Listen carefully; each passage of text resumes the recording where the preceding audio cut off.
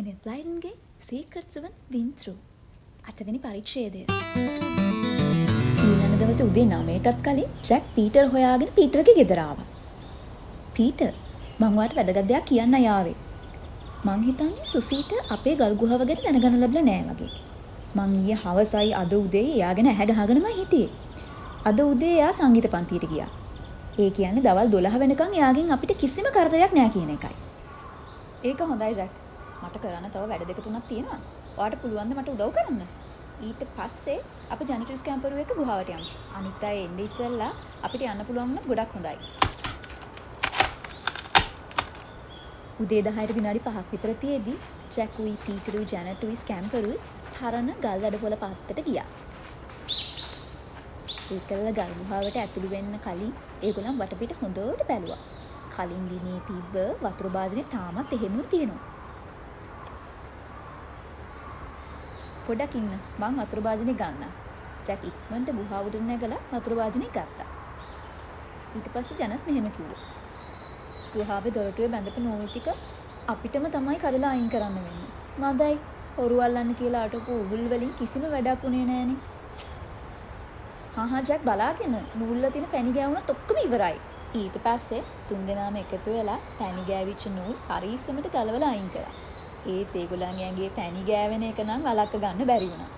සෑහෙන වෙලාවකට පස්සේ නූල් කඩලා ඉවත් කළා ඒගොල්ලන් ගුහාව ඇතුළට ගියා. ගුහාව ඇතුළට ගියපු තුන්දෙනාට ඇස් අදහා ගන්න බැරි දෙයක් තමයි දැක ගන්න හම්බුනේ. ගුහාවේ ගබඩා කරලා තිබ්බ හැම කෑම බීම භාජනයක්ම ඇරලා දාලා තිබුණා. ඒ වගේ තිබ්බ කෑම බීම පොඩ්ඩක්වත් තිබ්බේ නැහැ. ඔරේන්ජ් ග්‍රේඩ් විෂ බෝතලේ අතුරුදහන් වෙලා. පෙපර්මින්ට් ටින් එක නැහැ. කොලින් කලින් දවසේ ගල් රාක්කේ තියලා තිබුණු ටෝච් එක, ඒ වගේම පොත්, ඒව මුකුත් පේන්න තිබ්බේ නැහැ. ළමයි තුන්දෙනා පුදුමෙන් බලා ඉද්දි පීටර් තමයි ඉස්සෙල්ලාම කතා කරන්න පටන් ගත්තේ. දෙයියනේ කොහොමද මේ හොරා ගල් ගුහාවට ඇතුල් වුනේ? අපි අටෝපු උගුල ඒ විදියටම තිබුණා. ඒ උගුල් වලින් බේරලා කාටවත් නම් එන්න විදියක් නැහැ. මට සහතිකයි. ඒ වුණත් බලන්නකො සිද්ධ වෙලා තියෙන දේ. අපි හැමෝටම හොරෙන් කවුරු හරි තක්කඩිය ගල් ගුහාවට රිංගලා තියෙනවා. ඒකල හැමදේම විනාශ කරලා දාලා. මේක කොහොමද සිද්ධ වුනේ? මට හිතා ගන්නවත් බෑ. තුන්දෙනාගේම හිතවල බයක් වගේම කියා ගන්න බැරි පුදුමයකුත් තිබුණා. කාටත් හොරා මේ කෙනා ගල් ගුහාවට ඇතුල් වුණේ කොහොමද? කෑම බීම හැම දෙයක්ම විනාශ කරලා. පොත්පත් තව ගොඩක් දේවල් අරන් ගිහිල්ලා. කිසිම කතාවක් නැතුව ගුහාව පුරා විපරමෙන් බලපු ජැක් කතා කරන්න පටන් ගත්තා. ඔයාට තේරෙනව නේද පීටර් සිද්ධ වෙලා තියෙන දේ? අපි එදා සෙල්ලම් කරන වෙලාවේ කවුරු හරි කෙනෙක් ගුහාවට රිංගුවා කියලා මම කිව්වා. එදා ඔයා කිව්වේ මම මොකක් හරි සේයාවක් දකින්න නැති කියලා. හැබැයි මේ සිද්ධ වෙලා තියෙන දේ දැක්කම ඒ මිනිහා තමයි මේ හැම දෙයක්ම කරලා තියෙන්නේ. දැන්වත් තේරෙනවද පීටර්? ඔයා කියන දේ හරි කියලා මට දැන් හිතෙනවා ජැක්. හැබැයි මේ මිනිහා පිටේ ඉඳලා දොරෙන් ගල් ගුහාවට ඇතුල් වෙන කෙනෙක් නම් වෙන්න බෑ. වෙන කොහේ හරි තැනකින් තමයි ගල් ගුහාවට ඇතුල් වෙලා තියෙන්නේ. ඒ නිසානේ කවුරුත් අපේ උගුල් වලට අහු වෙලා නැත්තේ.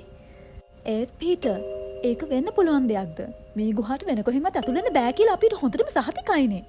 මොකද අපි ගල් ගුහාවේ හැමතැනම බැලුවානේ. ඒ වුණත් ජන අපිට අහුවෙන්නේ නැති වෙන කොහේ හරි තැනක් තියෙන්නේ නැති. ඔයාට මතකද අපි ගුහාවට ආපු වෙලාවෙ ඉඳන් ස්කැම්පර් ගොඩාක් කලබලෙන් එහෙ මෙහෙ දිව්වා. අර බලන්න. දැනුත් එයා ගල් ගුහාවේ හැම තැනම පරීක්ෂා කරනවා. එයාට මොකක් හරි ඉවක් දැනලා ඇති. ඒකයි එහෙම කරන්නේ. ජැක් එහෙම කියද්දී පීටරු ජැනටුයි ස්කැම්පර් දිහා හොඳට බැලුවා. එතකොට ස්කැම්පර් ගුහාවේ හැම ඇස්සක් මුල්ලක් නෑරම හොඳට ඉව කරමින් තමයි හිටියේ.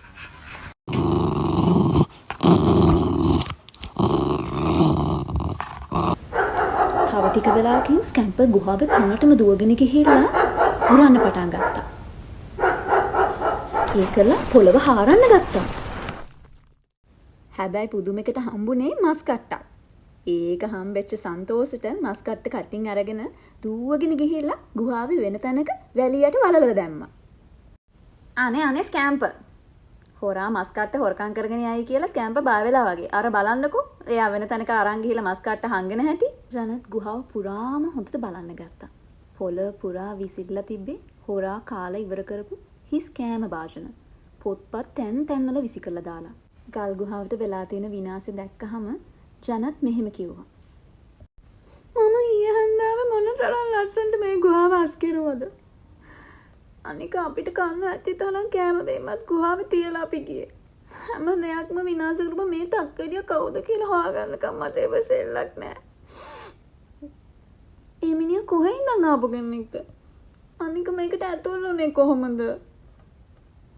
අපි ආයමත් සැරයක් ගුහාව ඇතුලේ හොඳට පරීක්ෂා කරලා බලමු. ගුහාවට ඇතුල් වෙන්න පුළුවන් වෙන තැනක් තියෙනවද කියලා අපි දන්නේ නැහනේ. මං කියන්නේ කෙනෙකුට බඩ ගාගෙන හරි රින්ගන්න පුළුවන් පුංචි පෙණයක් වගේ තැනක්වත් තියෙනවද දන්නේ නැහනේ. එහෙම කිව්වේ ජැක්. ඊට පස්සේ තුන්දෙනාම ආයිත් වතාවක් ගුහාව හොඳට පරීක්ෂා කරන්න ගත්තා. ස්කැම්පරුත් ඉව කර කර එයාලත් එක්කම ආවා. සෑහෙන වෙලාවක් හොඳට විපරම් කරලත් ගුහාවට ඇතුල් වෙන්න පුළුවන් වෙන කිසිම තැනක් තියෙනවා කියලා එයාලා තුන්දෙනාට හොයාගන්න බැරි වුණා. පීටර් කතා කරන්න ගත්තා. ඇත්තමයි. මේක නම් කොයි විදිහටත් විශ්වාස කරන්න බැරි අභිරහසක්. මේ වගේ දෙයක් සිද්ධ වෙලා තියෙනකොට මං නම් තව දුරටත් මේ ගල් ගුහාවේ ඉන්න කැමති නැහැ. අදම ඉතිරි බඩු ටිකත් අරගෙන වෙන තැනකට ගියොත් හොඳයි කියලා මට හිතෙනවා. අපේ දේවල් හොරකම් කරන හැම දෙයක්ම විනාශ කරන මිනිහෙක් ඉන්න ගුහාවේ කිසිම සතුටක් නැහැ කියලා මට නම් හිතෙන්නේ. පීටර් එහෙම කියද්දි ජැනටුත් ඒ අදහස අනුමත කරා. ඒක නම් ඇත්ත. මේ වගේ තැනක අපිට තව ටික වෙලාවක්වත් ඉන්න බෑ. මං ඉන්න කැමතිත් නෑ. ඒ වුණත් මේ වගේ අපූර්ව තැනක් දමල ගහලා යන්න සිද්ධ වුණා කියන මට නම් හරිම දුකයි. කරන්න දෙයක් නෑ. අනිත් අය ආවට පස්සේ අපි මේ ගැන කියලා මෙතනින් යමු. වැඩි වෙලාවක් යන්න කලින් සීක්‍රට් සර්වර්ලගේ අනිත් පිරිසත් ගල් ගුහාවට ආවා. පීටර් තමයි යාලා ආපුවාම වෙලා තියෙන දේ පැහැදිලි කරලා කිව්වේ. වෙලා තියෙන දේ දැනගත්තාම මූණේ තිබ්බ හිනාවල් ඔක්කොම මැකිලා ගියා. සෑහෙන වෙලාවකට පස්සේ ඉස්සෙල්ලාම කතා කරේ ජෝර්ජ්. මේක නම් මාර භයානක තත්ත්වයක්. අපේ කෑම බීම හැම එකක්ම කාලා පොත්පත් විනාශ කරලා. කුෂන් කොට්ට ටිකත් අරන් ගියේ මොන වගේ හොරෙක්ද කියලා හිතා ගන්න අමාරුයි. මොනවා වුණත් මිනිහා සෑහෙන කාලෙකින් කාලා නැති කෙනෙක් වගේ. ඒකනේ අපේ කෑම බීම හැම එකක්ම ඉවර කරලා තියෙන්නේ. ජෝර්ජ්ගේ කතාව ඉවරනත් එක්කම කොලිනුත් අදහසක් ඉදිරිපත් කළා. අද රැට අපි දෙතුන් දෙනෙක් ගල් ගුහාවේ නතර වෙමු. එතකොට මේ හොරා කවුද කියලා අත්තටම අල්ලගන්න පුළුවන්නේ. ඒත් කොලින්ගේ අදහස නම් කවුරුත් වැඩිය කැමැති බව පෙන්වෙන්නේ නැහැ. කොලින්, ඔයාගේ ඒ අදහසට නම් මට එකඟ වෙන්න බෑ. මොකද ගුහාවට රිංගන මිනිස්සයා දරුණු කෙනෙක් වෙන්න පුළුවන්. ඒක කිසිම සැකයක් නැහැ. අපිට ඒ වගේ කෙනෙක් එක්ක හැප්පෙන්න බෑ. ඒක කිසි තේරුමක් නැති වැඩක් කියලා තමයි මට නම් හිතෙන්නේ. අනික එයා අහිංසකයෙක් වෙන්න බෑ. අපි ප්‍රවේශයෙන් ගනුදෙනු කරන්න ඕනේ මේ මිනිහයත් එක්ක. මටත් එහෙම හිතෙනවා. ජැකුත් පීටර්ගේ අදහස අනුමත කරා. මං නම් කියන්නේ අපි ගාව දැන් ඉතුරුලා තියෙන බඩු ටිකත් අරගෙන වෙන කොහරි තැනකට යමු කියලා. අපි ගොඩාක් කැමති තැනකින් මෙච්චර ඉක්මනට යන්න වෙච්ච එක ගැන මට ගොඩක් දුකයි. ඔයාලටත් ඒ දුකම දැනෙනවා කියලා මං දන්නවා. ඒ වුණාට අපිට වෙන කරන්න කිසිම දෙයක් ඉතිරි වෙලා නැහැ. තව ටික වෙලාවකින් කට්ටියම එකතු වෙලා ඒගොල්ලන්ගේ ඉතුරුලා තිබ්බ බඩු ඔක්කොම ටික එකතු කරන්න ගත්තා. ඇත්තෙන්ම හැමෝම ඊටාම දුකින් තමයි මේ වැඩේ කරේ. ස්කැම්පරුත් දුකින් ඒගොල්ලන් දිහා බලාගෙන හිටියා. එතකොට තමයි ස්කැම්ප්ට එයාගේ මාස්කට්ට මතක් වුණේ. ස්කැම්පර් ඉක්මනට දුවගෙන ගිහිල්ලා එයාගේ මාස්කට්ට වල්ලෝ තන හාරන්න ගත්තා. ඒ වෙලාවේ තමයි අමුතු දෙයක් ස්කැම්පර් දැක්කේ. ඒක ළමයිට අයිති වෙන එකක් නෙමෙයි කියලා ස්කැම්පර් දැනගත්තා. ඊට පස්සේ ඒක කටින් අල්ලගෙන ළමයි ඉන්න තැනට දුවගෙන ආවා. "ඒ ස්කැම්පර්, ඔය මොකද්ද?" ස්කැම්පර් අරගෙන ආපු එක මුලින්ම දැක්කේ පීටර්. එයා පහතට නැමිලා ඉක්මනට ඒක අතට ගත්තා. ස්කැම්පර් අරගෙන ඇවිල්ලා තිබ්බේ කුණු ගාවිච්ච පොඩි නෝට්බුක් එකක්. පොඩි රබර් බෑන්ඩ් එකකින් ඒක ඔතන තිබ්බේ. මේ නෝට්බුක් එක කාගේද? පීටර් නෝට්බුක් එක උස්සලා සීක්‍රට් සෙවන් ළඟින් ඇහැව්වා. එතකොට හැමෝම පුදුමෙන් එයා දිහා බලන් හිටියා. ඒක යාලා කාටවත් අයිති එකක් නෙමෙයි. එතකොටම තමයි ජැක් කතා කරන්න පටන් ගත්තේ. "පීටර්, කිසිම සැකයක් නෑ ඔය නෝට්බුක් එක අපේ ගුහාවට ආපු හොරාගේ වෙන්න ඇති. ඉක්මනට පොත පෙරලලා බලන්නකෝ." පීටර් රබර් පටිය ගලවලා නෝට්බුක් එක පෙරලන්න ගත්තා. එයාගේ ඇස් සතුටින් දීප්තිමත්ව දැල්ුණා. ජැක් කියපු කතාව හරි. මේ සටහන් පොත අපේ ගුහාවට ආපු හොරා ආගන්තුකයාට අයිති එකක්. මේ බලන්නකෝ. මේ මිනිහාගේ නමක් තියෙනවා. ඊයේ රෑ අපේ ගුහාවට රින්ගද්දි මේක වැටෙන්නේ නැති. සීක්‍රට් සෙවන් කට්ටියම පුදුමේ පීටර් වටේට එක්රොක් වුණා. ඒ අතර පීටර් සටහන් පොතේ තිබ්බ ආගන්තුක හොරාගේ නම කියවන්න පටන් ගත්තා.